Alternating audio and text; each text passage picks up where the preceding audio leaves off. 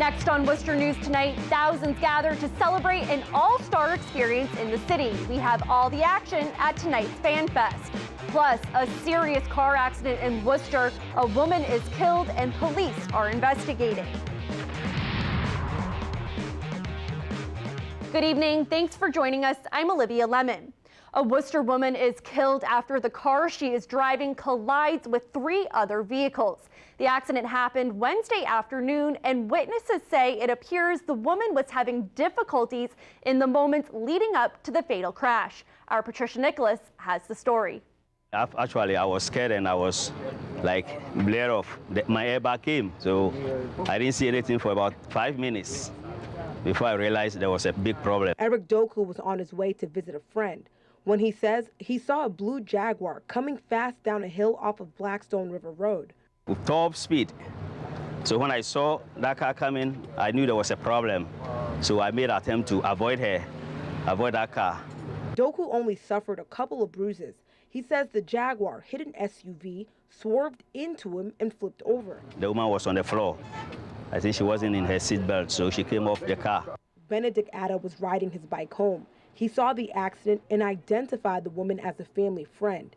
He thinks something must have been wrong, saying it's unusual to see her driving so fast. She was struggling trying to stop the car, I can tell, because she was moving her right hand a lot and grinding her teeth. Atta says the woman just got the Jaguar less than a year ago. He says when he went to try to help her, she was on the ground and covered in blood. Patricia Nicholas, Worcester News Tonight. Worcester police say the victim is 48 years old. Officers are looking into the cause of the accident. A portion of the roadway was closed this afternoon for the investigation.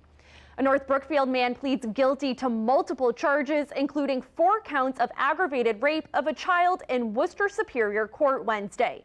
Prosecutors say 31-year-old Matthew Clem engaged in sexualized chats over an instant messenger application with victims aged 14 to 18. Clem admitted to engaging in sexual intercourse with victims under the age of 16. 3 impact statements were read in court Wednesday. Clem sat with his head in his hands during the statements. He will be serving 15 to 20 years in prison.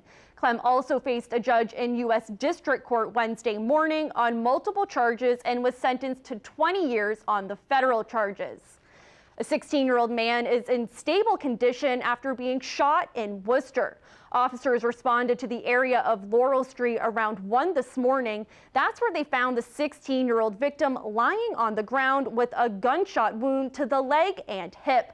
The preliminary investigation revealed that 2 men looking to attend a party approached the teen when a fight broke out. Later in the evening, the pair returned and allegedly pulled out a gun and opened fire. Police say neither the victim or witnesses are cooperating. Staying in Worcester, another male is being treated for non-life-threatening injuries sustained in a knife attack. According to the 40-year-old victim, he was walking on Main Street just before 2 this morning when he saw 2 men arguing over a female. He says when he attempted to intervene, one of the men sliced him in the arm. Police say the victim in this case is also not being cooperative and refuses to give any further information on possible suspects.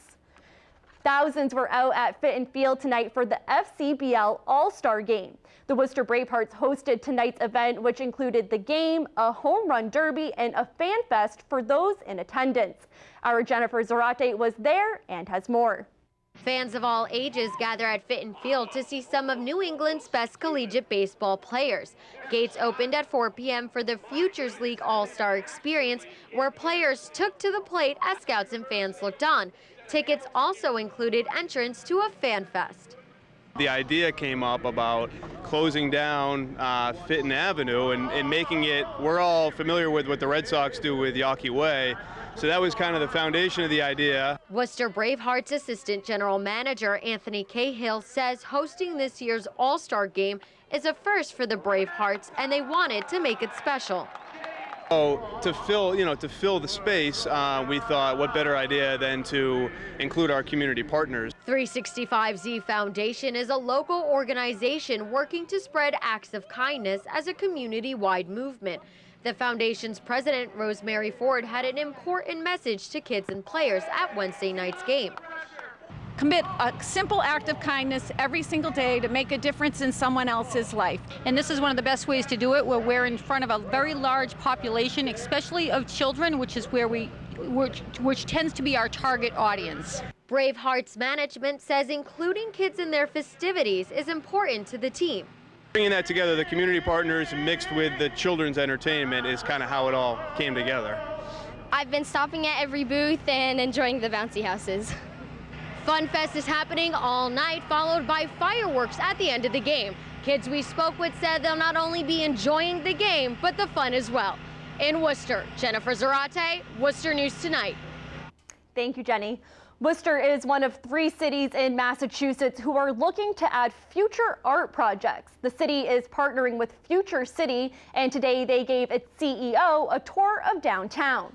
Earlier this week, Mayor Joseph Petty joined the mayors from Boston and Springfield to announce the Future City Massachusetts project. Future City CEO Mark Davey is an artist from the United Kingdom. We'll try and understand we call it, it's like Worcesterness.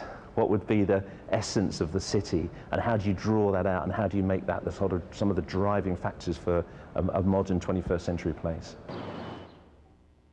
The state's medical examiner releases the cause of death for former New England Patriot and Burncoat High School star Ron Brace. According to the ME's office, Brace likely died from an irregular heartbeat combined with a heart condition caused by high blood pressure. Brace died at his family's home in April. The defensive lineman played high school football at Burncoat and Worcester. He was drafted by the Patriots in the 2nd round of the 2009 draft. He played 39 games in 4 seasons with the team. He was 29 years old. The chances of Tom Brady having his Deflategate suspension tossed are getting slimmer. Today, a federal appeals court rejected the quarterback's attempt to get a new hearing on his 4-game suspension.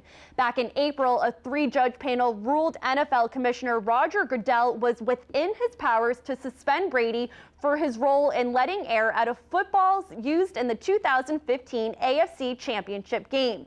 Brady's remaining hope is to appeal to the Supreme Court.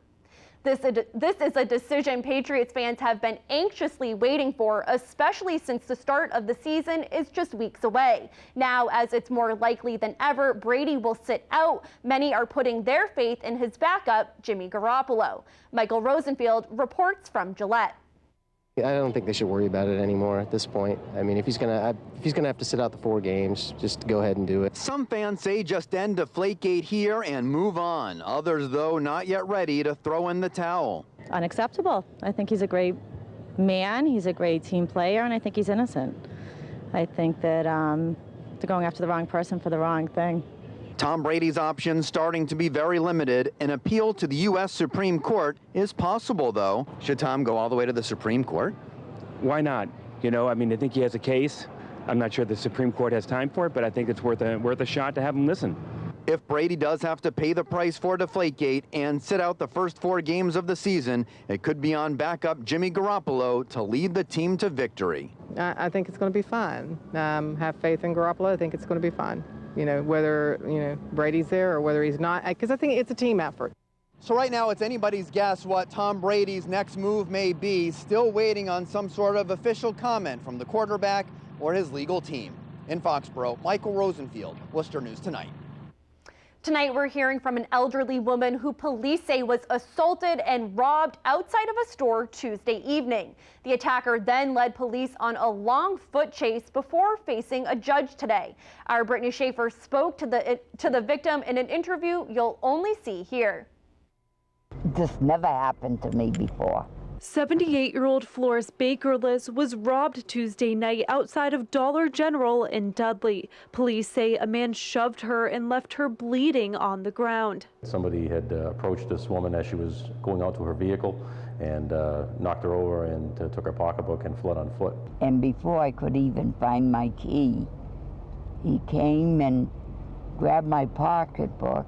Bakerless says she tried to fight him off, but with her age, she couldn't win. Shoppers at the store say this act of violence against an elderly woman is cowardly. It's obviously an awful thing for someone, especially of her age, to be robbed right outside the store.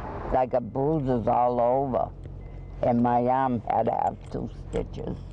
The suspect, 33-year-old Chad Rico, was arraigned in Dudley District Court Wednesday. Rico faces charges including unarmed robbery and assault and battery on a person over 60 and resisting arrest. There was actually a warrant out for that person's arrest, so our officers started chasing him. He ran towards the town of Webster, and actually one of our officers caught him as he was going through the French River. Bakerless says she is still in shock but is doing okay. She's happy to hear her attacker is now facing justice. I'm doing all right. I'm still sore, though. He needs to get what's due him. Brittany Schaefer.